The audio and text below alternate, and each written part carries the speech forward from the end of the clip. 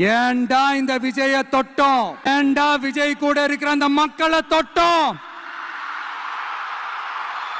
நினைச்சு நினைச்சு நினைச்சு ஃபீல் பண்ண போறீங்க. ஏண்டா விஜயை தொட்டோம், ஏண்டா விஜய் கூட இருக்கிற அந்த மக்களை தொட்டோம் அப்படின்னு நினச்சி ஃபீல் பண்ண போகிறீங்கன்னு மிகப்பெரிய ஒரு வார்னிங் கொடுத்துருக்கிறார்.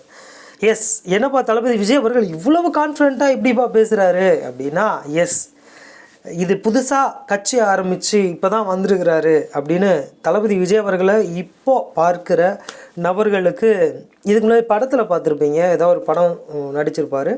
அந்த படத்தில் போய் தேட்டர்லேயோ இல்லை டிவிலேயோ பார்த்துருக்கலாம். அப்படி பார்த்த நபர்களுக்கு இதெல்லாம் புரியாது அவ்வளோ சீக்கிரம்.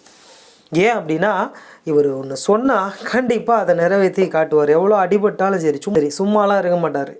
துவம்சம் பண்ணிட்டு வர்றது தான் தளபதி விஜய் அவர்களோட ஸ்டைல், பாலிசி எல்லாமே.